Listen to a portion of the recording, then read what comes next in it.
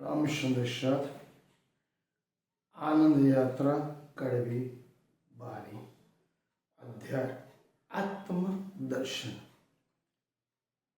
इस कलयुग में मनुष्य तन मिलना शास्त्रों के अनुसार 84 लाख योनियां, मतलब अलग अलग प्राणी जगत पक्षी जगत 84 लाख योनियों के बावजूद ये मनुष्य तन मिलना। तो मनुष्य तन का उद्देश्य क्या है? केवल भोग विलास करना, भौतिक चीज वस्तु की प्राप्ति करना, या आनंद प्रमोद करना। पुराण संहिता शास्त्र को अगर काल्पनिक गिनो, उसको अलग तौर पर रखो। देखिए, अगर आप मनुष्य है तो उस परमात्मा को तो मानते हो न, जिसने आपको इस दुनिया में भेजा। कोई अविनाशी चिंता चैतन्य शक्ति है जो आपको इस ब्रह्मांड में भेजती है। तो आपका उद्देश्य क्या है? मनुष्य होने का मतलब क्या है? मनुष्य जीवन का उद्देश्य क्या है? उसकी परिभाषा क्या है?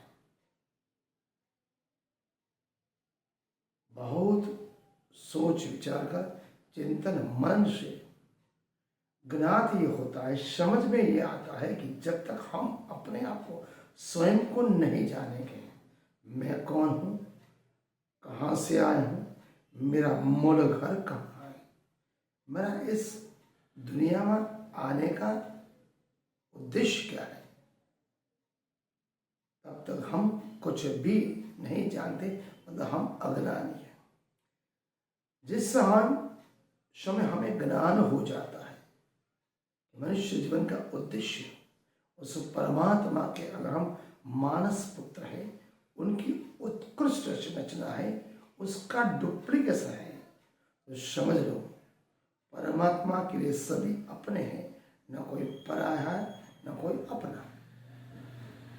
तो इस ब्रह्मांड में जब उसने अपने ही अंश को भेजा, इसका मतलब ये है कि उस परम तत्व का, परब्रह्म परमात्मा, जिन्हें हम राज जी कहते हैं, धनी जी कहते हैं, या कुछ भी नाम को, पूर्ण ब्रह्म परमात्मा को। तो मनुष्य जीवन का उद्देश्य प्राणी मात्र के लिए, मानव मात्र के लिए केवल प्रेम, स्नेह, दया, करुणा एवं अहिंसा का होना चाहिए। सबके साथ हिल मिल कर रहना, किसी भी प्रकार का भेदभाव या ऊंच नीच, जात पात, अमीर गरीब, चाहे वो देश का हो, राज्य का हो, जाति का हो या धर्म का हो। आत्मदर्शन की जरूरत हमें क्यों है? केवल भौतिक चीज वस्तु, आज का मानवीय, आधुनिक मानवीय अपने आप को ईश्वर की संतान तो मानता है, लेकिन कभी कभी गर्विष्ठ बहुत हो चुका है। अपने आप को चंद्र पहुंच गया, मंगल पे पहुंच गया, न जाने कितनी शोध डिस्कवरी कर ली, इन्वेंशन कर ली, कहता है मैं परमात्मा के नजदीक पहुंच सकता हूं। अपने आप को समझता है सुपर मानव, सुपर माइंड, सुपर कॉप, सब और परमात्मा के बराबरी समझ रहा है। लेकिन वो ये भूल जाता है कि भौतिक जो वस्तु है, जो भोग विलास की है, उसकी प्राप्ति में जिसको रस होता है, उसके लिए धर्म, अध्यात्म और दर्शन और परम तत्व को पाना, उस चेतन तत्व को पाना जो सत्य चित आनंद सच्चिदानंद है, उसके लिए वो मिथ्या है। क्योंकि उपनिषद ने स्वयं कहा है कि परमात्मा जिसको पसंद करता है उसके आगे ही वो दर्शन देता है, उसके सामने अपना स्वरूप दिखाता है। तो कहने का तात्पर्य, भौतिक चीजवस्तु आपको कभी भी आत्मा की सुख शांति नहीं देती। उपनिषद क्या कहता है? आज का मनुष्य भौतिक जिस उसमें बहुरास में इतना तृप्त हो चुका है कि अपने होने न होने का उसको कुछ पता नहीं, जबकि उसको स्वयं को पता है जन्म और मृत्यु उसके हाथ में नहीं है। ये केवल मनुष्य तन मिला, मनुष्य जन्म मिला है जो उसको भवसागर से पार उस परब्रह्म परमात्मा का दर्शन, उसकी जानकारी उसके नजदीक ला सकता है। इसी जन्म में ही आप परम मुक्ति पा सकते हैं। इस बात की सच्चाई का अगर परख करनी है, जिसके पास हजारों लाखों करोड़ों रुपए है, सुख संपत्ति एक बहुलांश है, भक्त सुख सुविधा है, उसको जाके पूछो आपको किस बात का असंतोष, आपको अशांति क्यों है, आप इतने व्यग्र क्यों रहते हो, आप इतने चिंतन क्यों रहते हो। और दूसरी ओर जिसके पास भौतिक सुविधा बिल्कुल नहीं, न रुपया है, न पैसा है, न गाड़ी है, बंगले, उसका किसका असंतोष है? धन और वैभव का।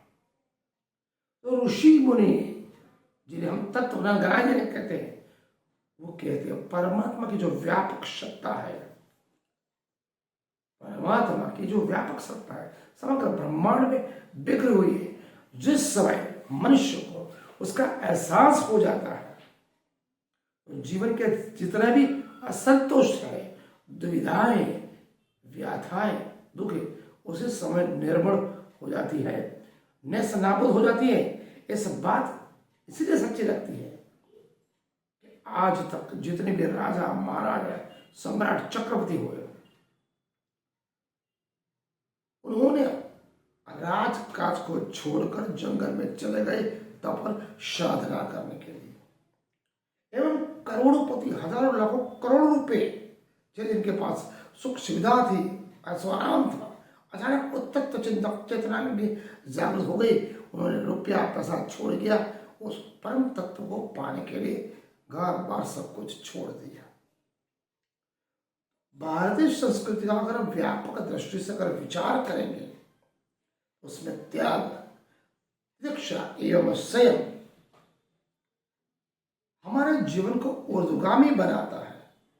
लेकिन जिसको विश्वास ही नहीं, तप है, संयम पे, तितिक्षा पे, चैतन्य उस परम तत्व पे, वो कभी भी उस बात के अनुभव के लिए तैयार नहीं होता।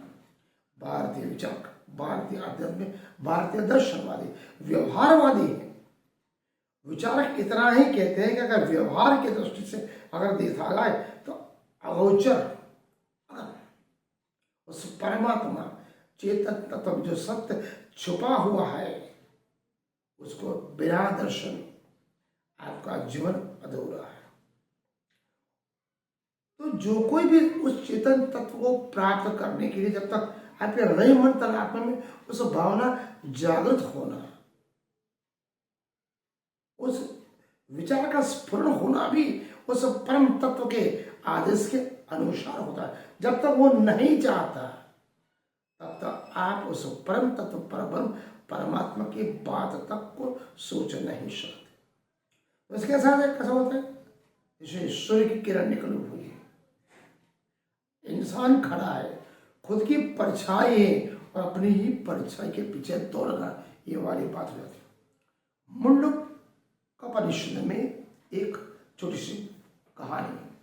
एक वृक्ष के डाल पे दो पक्षी बैठे हो, दोनों अलग अलग विचारधारा। एक पक्षी है भौतिकवादी, भोग विलास, भौतिक सुख सुविधा वाला। दूसरा है योग विलास।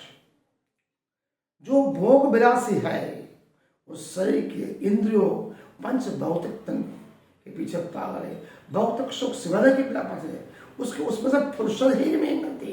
24 घंटे में 24 मिनट भी उस परम तत्व को पाने की कोई इच्छा नहीं रखता। जबकि जो युवा विलासी है उसको भौतिक सुविधा है, सुख आनंद प्रमोद भोग विलास से कुछ लेना देना ही नहीं, उसका अनंत चित है।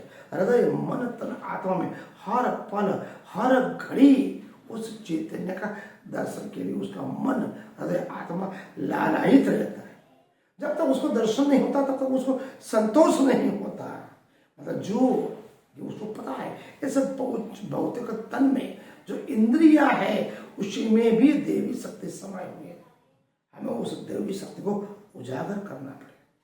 तब इस पूरी बात के मूल स्वरूप पर वापस आते हैं। कहने का तात्पर्य, एक मनुष्य ने पंचभौतिक तन हजारों इंद्रिया, बिना संयम